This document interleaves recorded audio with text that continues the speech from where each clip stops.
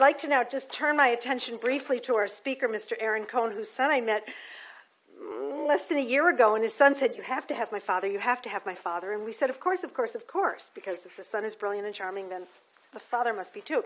So we're very, very happy to have Mr. Cohen here. And as you listen to his story, there's one moment in the story which, for me as a historian, just leapt right off the page, and I'm sure it will come up in the talk, and it was in October 1944 when he left with 36 other teenagers by train to go to Palestine. 1944, on a train from Bulgaria to Palestine.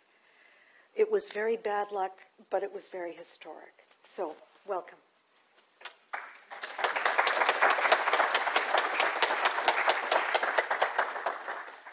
Hello, everybody. Can you hear me?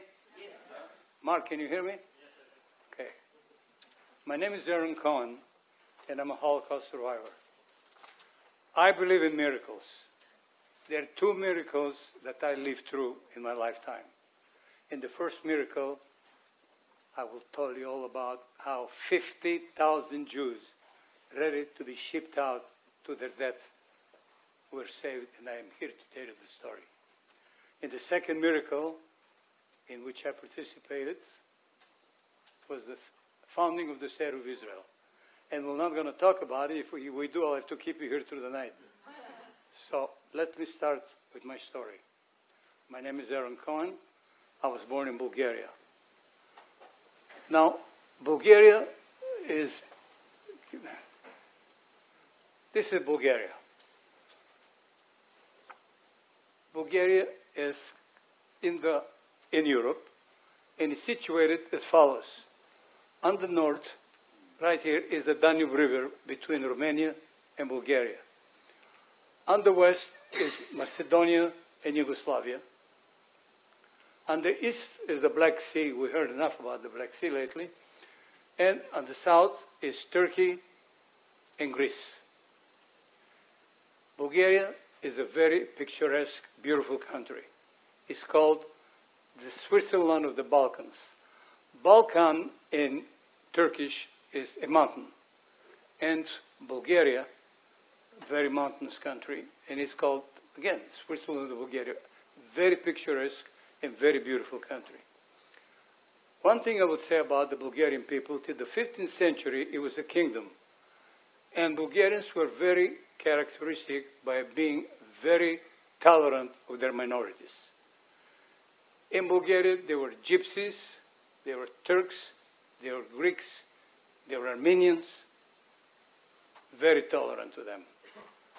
In fact, very little known fact, in the 15th century, a Bulgarian king, Ivan Shishman, falls in love with the daughter of the Jewish merchant.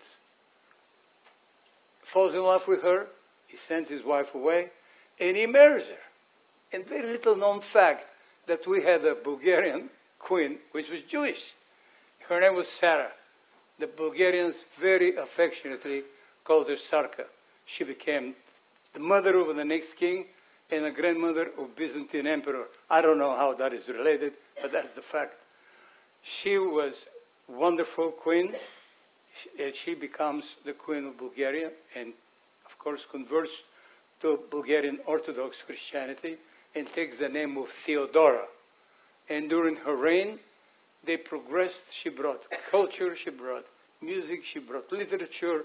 It was very well known in Bulgaria. I'm surprised that it's still not known in our circles.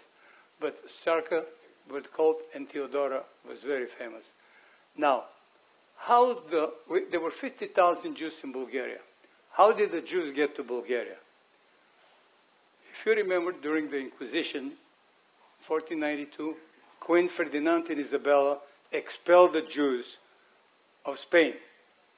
While they were languishing on the shores of Spain, Portugal, and Europe, the Sultan at that time, Bayezid, sent his ships to Europe, picked up the Jews, and brought them into Turkey. Very quickly. Look what happened to the Empire of Spain after the Jews left, and look what happened to the Ottoman Empire after the Jews arrived there. Bottom line, don't mess with the Jews. So anyway, Now, my ancestry, they're Sephardic Jews. Sephardic means, Sfarad in Hebrew means Spain. So Sephardic Jews, which means in Spain. So they came into Turkey, my folks, and they moved inland, which was Bulgaria at that time, as merchants. Now, I have to tell you a little bit about my family. On my father's side, they lived right here. Here's where I was born. Where is going to my area war, right here, on the border of Macedonia and Bulgaria. On my father's side, they were very, very tough hombres. Any one of you seen the movie War Horse? Yes. Oh, okay. On my father's family, they were into horses, Jews into horses, tobacco, and furs. For my father's bar mitzvah, they gave him a beautiful Arabian horse. Man, he loved that horse. He slept with that horse. He lived with that horse. Now, at the age of 13, he goes through town. It was just before World War I. The general of the garrison stationed in Gorno Jumaya spots the horse and confiscates it. Breaks my father's heart. The war, I think, it lasted about 3.5 years. After the war, my father went all over the country and found his horse, and he brought him home. He was incredible. The same thing is during the Nazi occupation.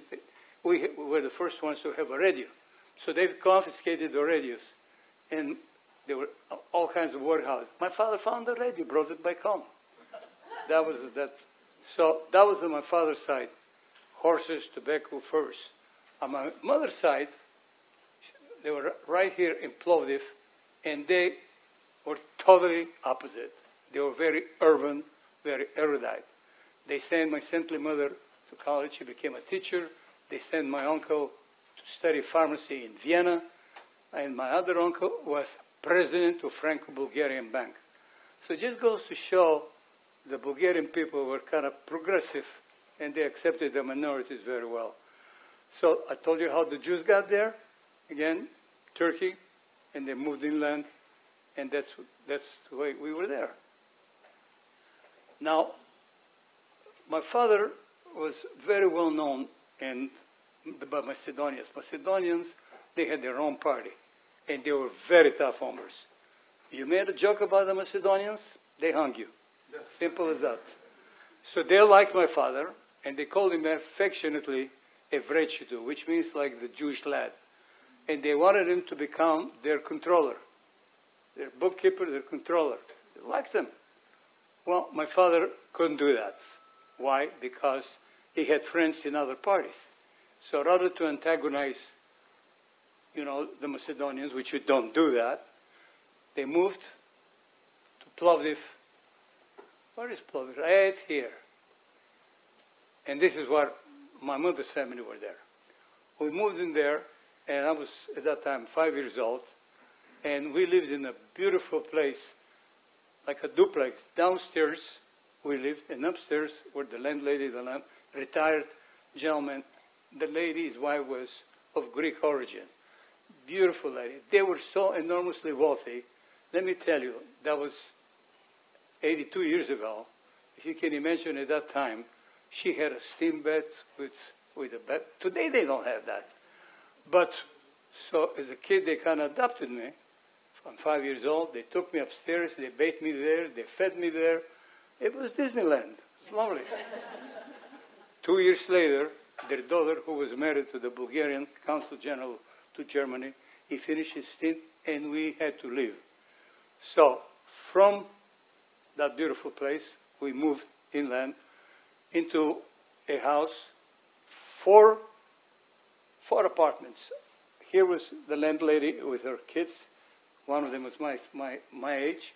On the other side were Armenian people. The other side were here. And below were Turkish people. Now, again, tolerant of their minorities. And when you saw the kids playing on the street, Armenian, Turkish, Bulgarian, Jewish, you would know. And my father became a emissary, and he became a representative of a very big company. They imported China and crystal. And I was a lousy kid, didn't eat, skinny, but I loved working. I was 8 years old, 9 years old, and I would work in the summer. 1 month I worked at my father's store, selling china and crystal to the ladies. And 1 month they sent me to camp. Now, when we send the kids here to camp, what do? We want to make sure they're in shape, they lose weight. They send the kids there to gain weight. I was skinny like this, so they sent me, and I gained 500 grams, just half a pound. So my father said, well, that's one expensive half a pound. They sent me a fly, and I came back a mosquito, you know. But it was a lovely life, and like I said, then one day, as I was growing up, my father would travel, would take me with him on a day trip. Then, second, when I was growing to be 9 years old, he took me on a 2-day trip and a 3-day trip. That was Disneyland. I loved going on the train and going especially to tunnels. And then, Disneyland was over. I'll never forget that. I'm at the store, and the representative, the owner of the store, had just come back from Germany. He was on a trip, buyer's trip there. He comes back, and I can hear telling my father, we are in trouble. He just witnessed in Berlin the Kristallnacht. Every window in Berlin owned by the Jews was broken. And this is when the dream was over. He said, we are in trouble. And at that time, Germany, the Nazis, take over Europe, and they go into Poland, Czechoslovakia, Romania, Hungary. Now, Bulgaria was a kingdom, and it was run by the King Boris III, very progressive. I'll tell you, if you can imagine, my mother's cousin was lady-in-waiting for the queen. Okay? His dentist was Jewish. He just was king of the people. In order for him, it was brilliant.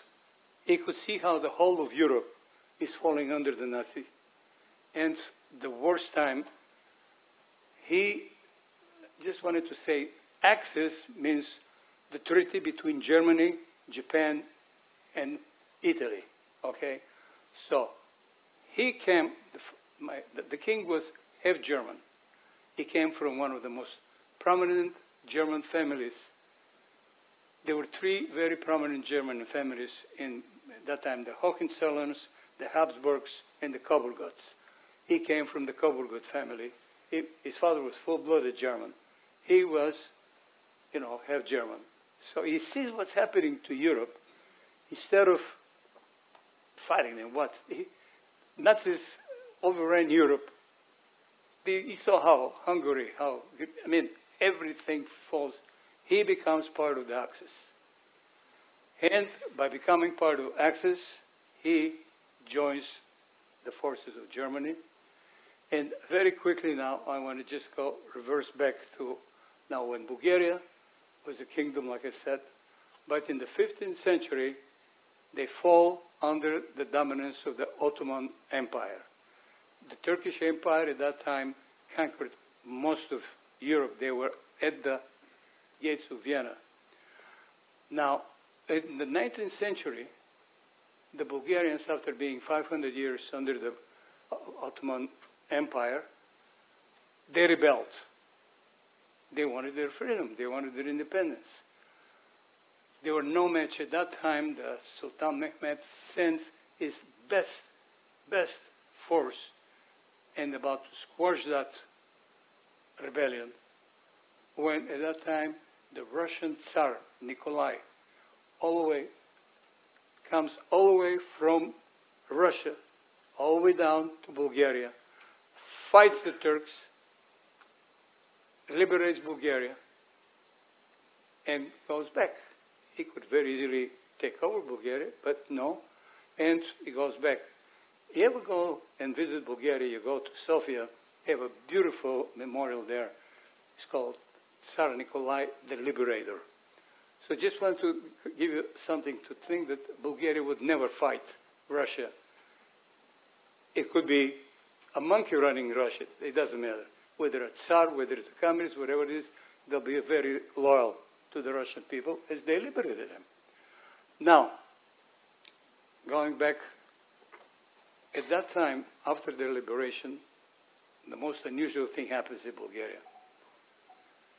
They established a constitution by which they gave equal rights to all their citizens.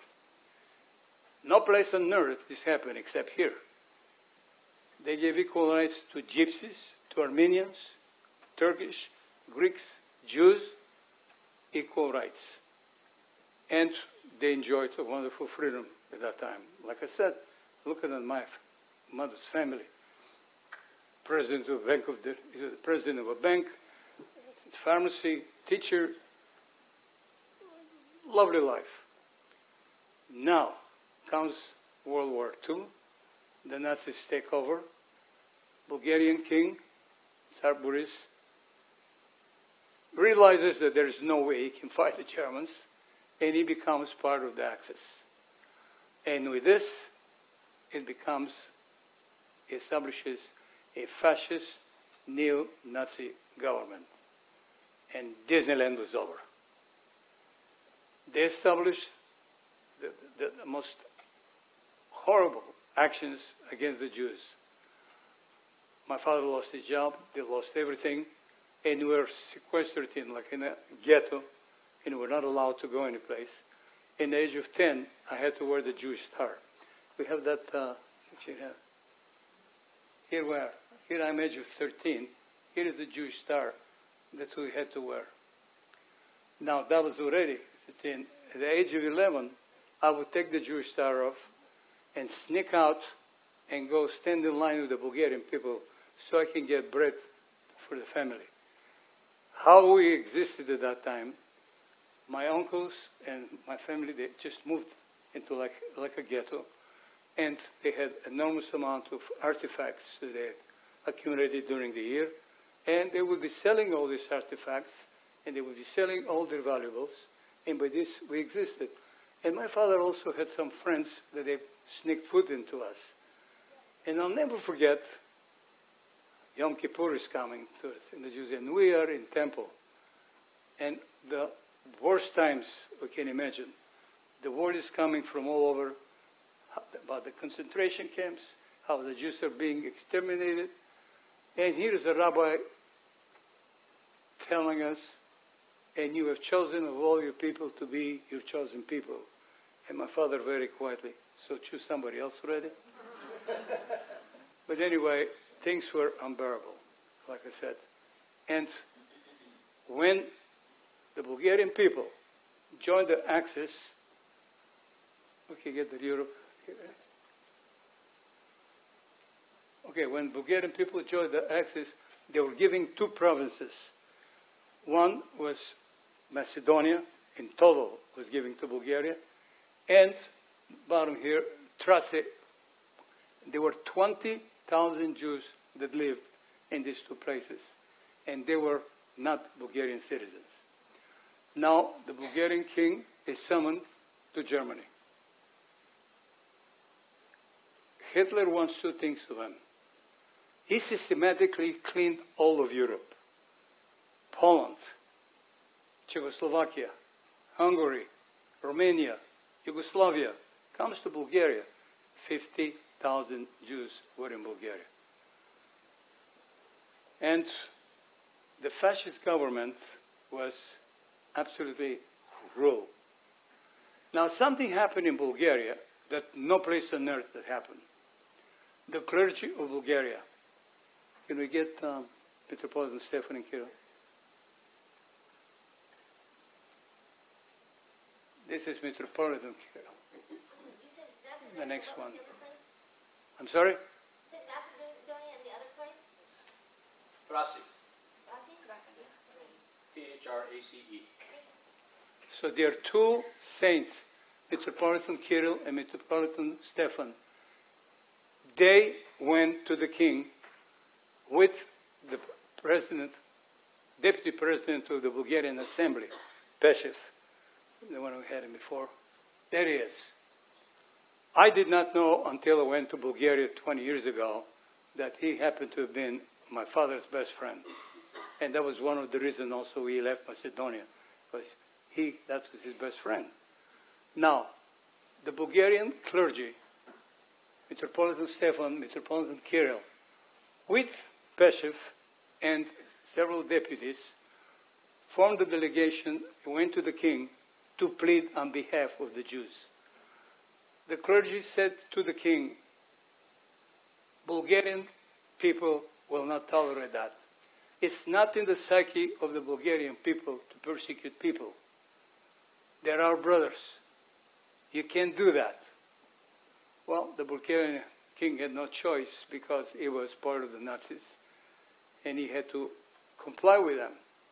Again, now, he was summoned to Germany, and two things Hitler wants from him, being that now he's become an ally of Germany. After he cleaned systematically all of Europe, he still sticks like a crow, and you see that there are 50,000 Jews that they have not been sent to the camps. So he wants, A, send the rest of the Jews to the camp, and B, I want a brigade of Bulgarian soldiers to fight alongside my people against Russia, because Germany at that time had declared war on Russia. Again, there is no way the king would send a brigade. So he does two things. He tells the king tells Hitler that the soldiers are being trained for the purpose to go alongside a few people to fight. What he did with the Bulgarian Jews, he took the entire male population of the ages of 18 to 55 put them in labor camps, and they were paving roads, and they were under terrible conditions. But nevertheless, that was his excuse. Anything he would say about the Jews, he said, well, they're paving roads for you. Because the German army went to Bulgaria to fight in Greece against the Greek partisans and the British army there. So he kept stalling and stalling and stalling. And now, again, there were 20,000 people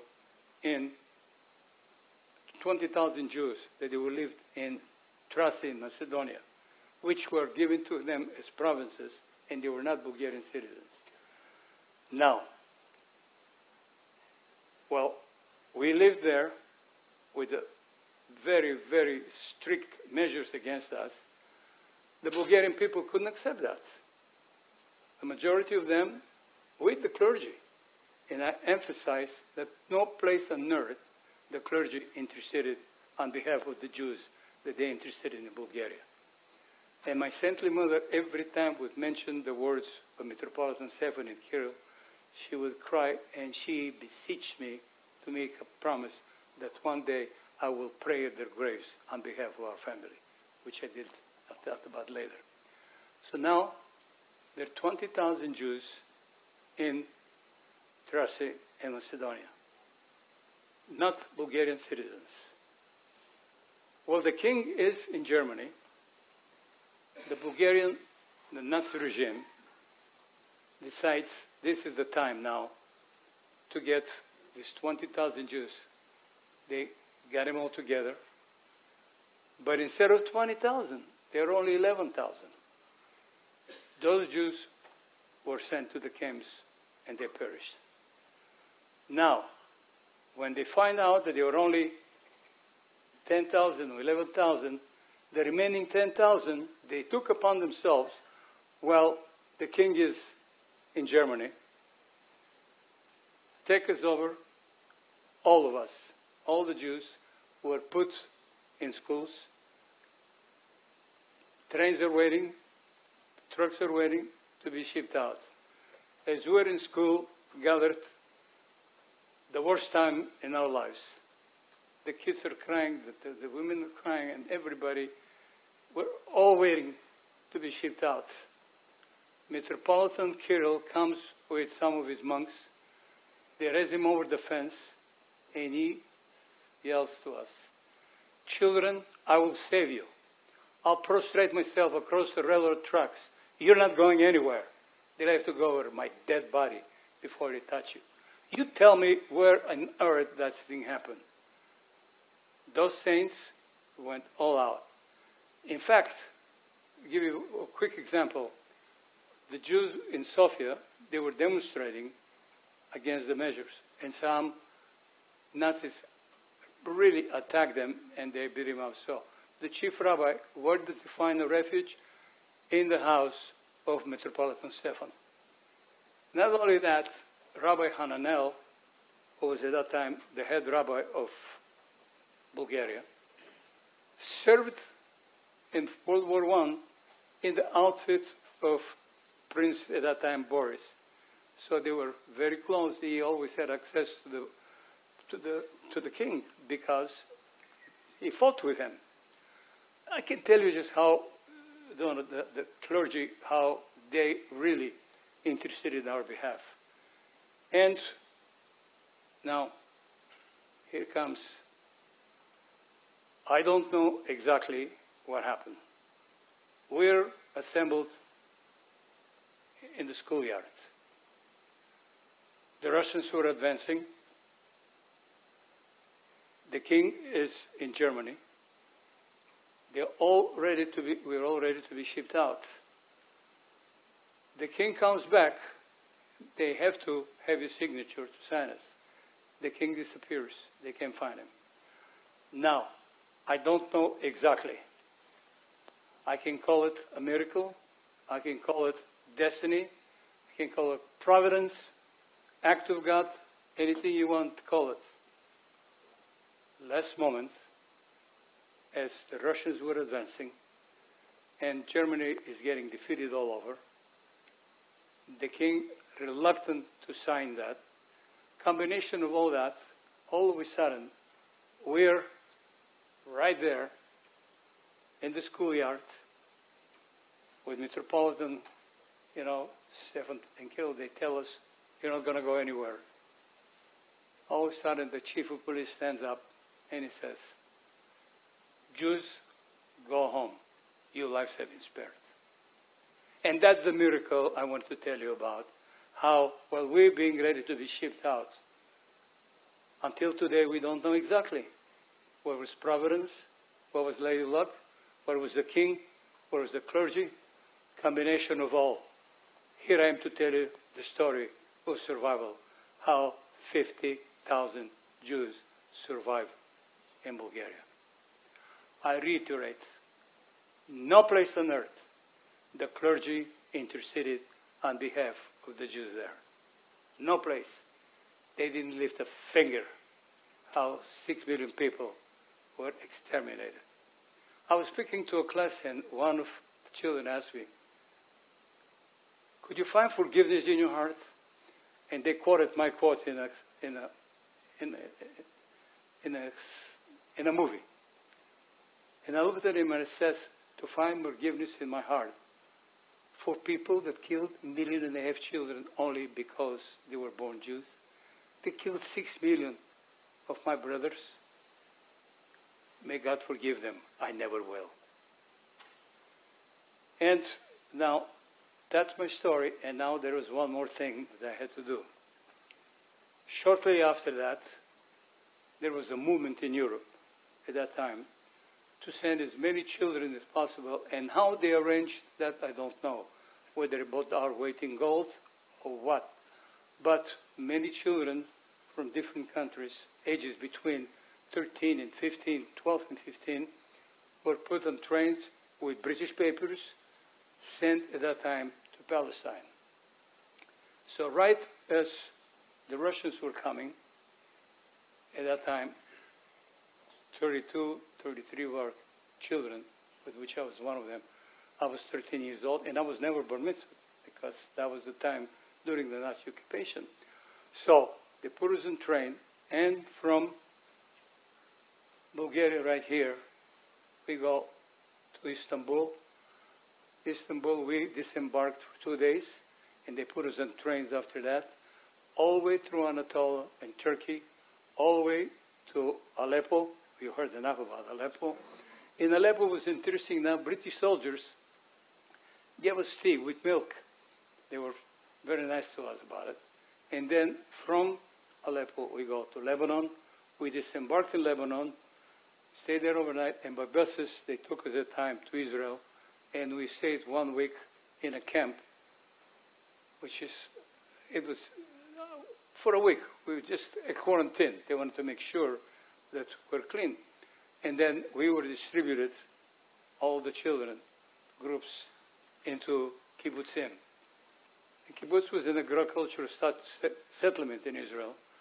And I have to tell you, at that time, 2 of my best years I spent in Geba, which was in the Jezreel Valley. And,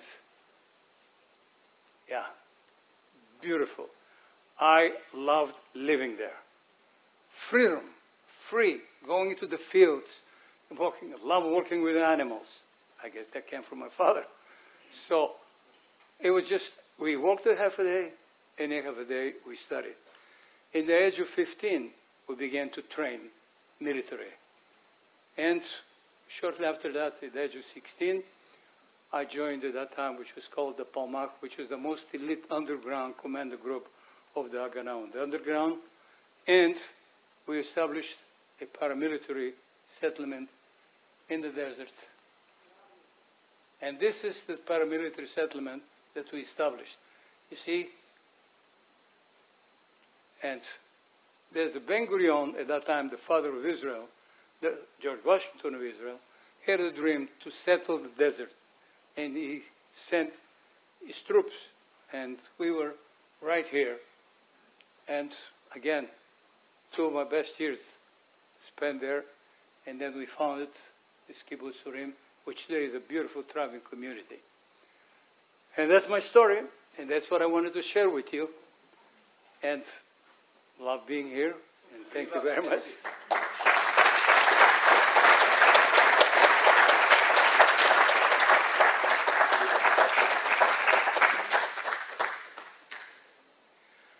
He wants me to tell you a little story about after we founded the kibbutz there, paramilitary. Well, you see how this thing is? Okay. We were about 32 guys there, with 3 ladies with us, 3 young women. And we were very respectful of our neighbors, which were Bedouins. We had a special man that we have trained on a horse, just going there and establishing a relationship with Bedouins. We had 3 ladies with us, and they were very respectful. As you see, you could see them through here. There is no way you could hide. So they wore long pants, long shirt sleeves, and covered their heads. And one of them, the lady was a very tall, beautiful lady. Her name was Rina. We used to call her Rina Vachetzi. Vachetzi means a half in Hebrew. So Rina and a half, because she was so tall. Now, we had this liaison, which was very, very well trained to be very, very respectful of our neighbors, the Bedouins. So he brings him over, which is the sheikh of the Bedouins, and he sees me, and he thinks I'm in charge of the area. And I don't know why, I remind him of his brother. I never knew what happened to his brother, but he reminded him of his brother. And the next day he brings an extra horse. So 3 of us, we go back to their tent. We befriended him. I spoke a few words in Arabic. Now, the next day he comes, and he looks at me, and he says, Rina Vachetzi, now he didn't know her name. He says, that woman there, that tall one, I'm going to buy her. I want to buy her. And our liaison keeps saying, just say, nod your head. Don't say anything. I say, okay. And he says to me, how much you want for her? I guess he says, say nothing. Oh, stop buying. I'll tell you what I'm doing. I'm going to give you 3 cows, 5 sheep, and 12 British sterlings. And I never paid that much for a woman. All right. That night we shifted out. Next day he comes in, and through the translator says, boy, you one lucky sucker. She got so sick, I don't think she'll make it to the hospital. That's the story. All right. Wait. It gets better. 30 years later, 35 years later, I'm in Santa Barbara. I'm at the Biltmore Hotel. getting some sun, tall scotch, cigar. What the heck? We're in America. And all of a sudden, this stunning lady in the bikini comes and sits across from me. But I tell you, stunning lady. And of course, I'm not looking. And pretty soon, a gentleman with a little boy come in, and they start talking. And I said, I can hear Hebrew. I walk up to them and I said, what language are you speaking? They said, Spanish. I said, no, you're not. I speak Spanish. What do you think we speak? You're speaking Hebrew. Well, how do you know Hebrew? I said, well, I grew up in Israel, and also founder of a kibbutz. Really? Which one? Urim. So was my mother. That was the daughter of Rina Vahetzi. Okay. Now, why was she so stunningly beautiful? She used to be Miss Israel. Okay? So she gives me the phone. Now, I hadn't talked to Rina for 30 years. So she gives me the number, and I call Rina. It must have been in the middle of the night. The minute I opened my mouth, she knew right away. So that's the story I wanted to share with you. I want to thank you very much for listening. Now, if you have any questions, I'll be happy to answer. We will now take questions, but please remember to talk into the microphone because this event is being taped. I have two questions. First, one at a time. Okay, the first one. You didn't mention it that the king died shortly afterwards, yes, mysteriously, and a lot of people think it was Hitler that had him assassinated. What do you think? Definitely. Definitely, it was Hitler. He was assassinated because, again, he kept refusing to and he came from Germany. You have to tell you, 3 days before that, he had climbed the tallest mountain. He was a picture of health, you know. And he dies, they poisoned him. Okay, my second question. As you know, being Israeli, Israel honors people who saved Jewish lives. King Boris has never been honored as a righteous among nations. No, not true. He's not been honored. You go to Yad Vashem. No, Yad Vashem has not honored him as a righteous. You go in the Holocaust Museum in Israel. Well, I'm just saying, as the last I checked, and that was a few days ago, he has not been honored as a righteous among nations by Yad Vashem. And I'm wondering if you think he should be honored. Absolutely. He should be honored, and the two saints should be honored. I just have a quick story to finish about that. I had promised my saintly mother that I will go and pray at the graves of these two saints. So, about 15 years ago, I went back to Bulgaria for the first time. And I asked an audience with the successor to Metropolitan Kirill, that saint. He granted me 15 minutes. Very nice. That's all I needed. Hour and a half, he wouldn't let me go because he couldn't believe that I spoke Bulgarian so fluently. So, he arranged for me, there is a monastery of Bachkovo in which these two saints are buried. And my wife and I went to that monastery, and the head of the monastery is called Igumen. He received us beautifully. He served us lunch, lamb, and of course a bottle of arak, didn't hurt. And I asked him, could you give us some of you monks to perform a memorial for these saints? And he said, absolutely. So we went, the monastery was packed. As soon as they started the memorial, you could drop a pin. And I went back and I wrote in the purest of Hebrew, Neder nadarti v'kiyamti uto, meaning that I have given an oath and I'm fulfilling it today.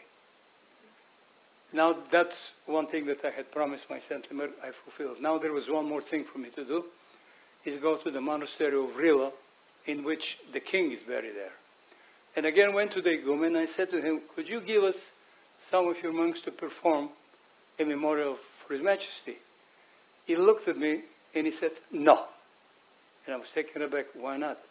To tell you how versed the clergy was there, he says, you don't need an intermediary. You Jews have your own memorial. Now, if you don't know it, it's called a Kaddish.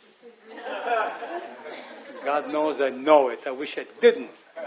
And I said, you're absolutely right. So I was with the representative of the State Department who said he was partly Jewish, whatever. So we went in there, and I recited the Kaddish. Of course, I couldn't finish it. I got all choked up and cried. But I had fulfilled my oath to my saintly mother, and I did that. You had another question? I have a few over here. Sure. I'm just still curious about Bulgaria today. When you were there 10 years ago, did you get the same feeling 15 years. of openness to foreignness? And what are people? Oh, yeah. Are there any Jews there now? And Okay, good question. There are only about 2,000 Jews left there.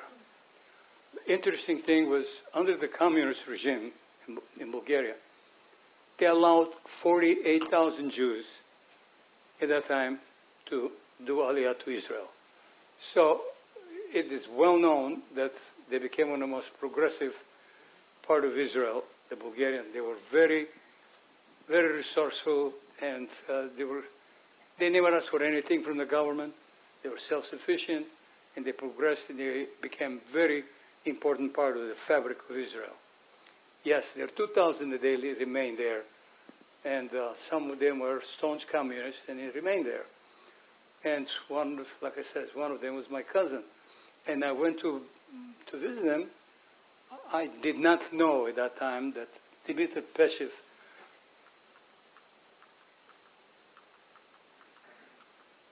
there he is. He was my father's best friend. And he is the one that formed delegation with the deputies, with the clergy, to go to really plead mercy on us from the king. Again, I didn't know it. Thank you for sharing your story. What happened to your parents? Did they go to Israel with you? I always didn't hear the story when you said that when they put me on the train, my saintly mother running alongside the train. They talk about heartbreaking, and not knowing if I'll ever see her again. But thank God, they all came to Israel. And my kid brother at that time, let me tell you about him. I fought the War of Independence in the most elite underground commanding group. It's called the Palmach. My kid brother was the first platoon to liberate the Western Wall, Kotel Maravi. He was right next to Motagur, who was the head of the paratroopers, that he said 3 words which will go in history forever. Ar Abayit Be'adeno, which means the hill of the home, our home, is in our hands. It was right there. And I'm going to tell you about the miracle about Israel is how in the first 48 hours after founding the State of Israel, the Jordanian Legion, excellent soldiers, really, really British trained, British equipped. My brother captured one of the officers. In my office I have the kafia, the headdress of the Jordanian officer, because he knew that I don't want to say it politely, I really had very strong feelings against the Jordanian soldiers, because they killed a lot of my friends, especially on the route to Jerusalem. And talk about a miracle. I mean, my son keeps telling me, we had nothing. We were besieged by the Egyptians. And the first machine gun that they brought us, they gave it to me. I could take that apart, blindfolded, put it back together. And we had to go to 2 settlements which were besieged by the Egyptians. And we had a scout and I'm carrying that machine gun, which is heavy, carrying it with me through the lines to get to these places. At night, they would take me in a pickup, and we go to different settlements at night. We'll shoot the machine guns, so they think that we have firepower all over. We did everything we could. But again, I fought the Egyptians, okay, but the Sudanese were good soldiers, but the Jordanians were superb soldiers. Any other questions? Yes, ma'am. Such a privilege to hear you speak. I had the pleasure of being in Sofia at the end of August. My daughter is a Fulbright fellow teaching English in a secondary school in Sofia. And I'm a journalist and had the opportunity to meet with leaders of the Jewish community there who were just so lovely and welcoming.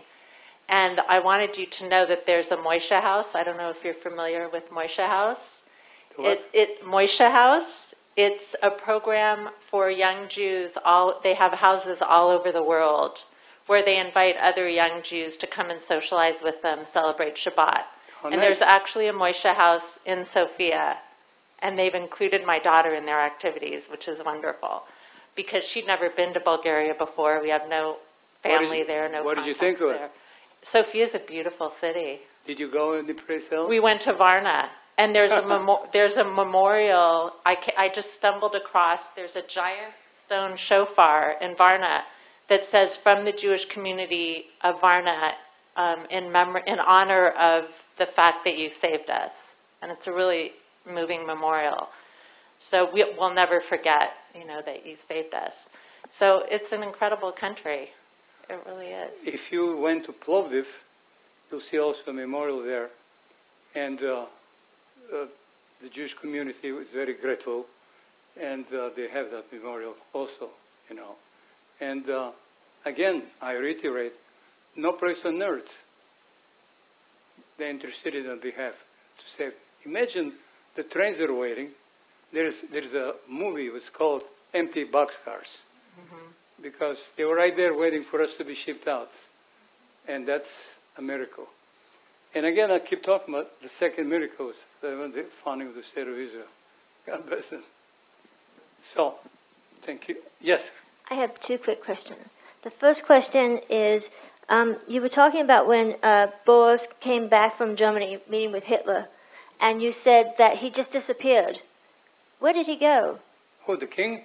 The king, Boris. You said that he disappeared, the Russians were advancing, the Germans were losing, the clergy was there, and the chief of the police stood up and said, "The Jews go home."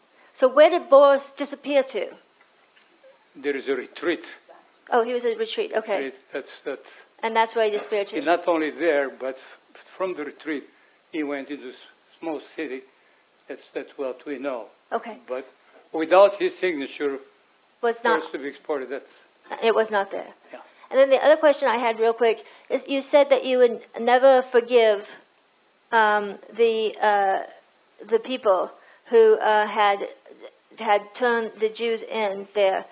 Will you ever forgive the Catholic Church for not taking a stand, except for the people in the ones in Metropolitan Stefan and Metropolitan Kriel? Will you not ever forgive the Catholic Church for not taking a bigger stand against the Holocaust? May God forgive them. No. Any other questions? Sir. Oh. You got the message. I have a question back here.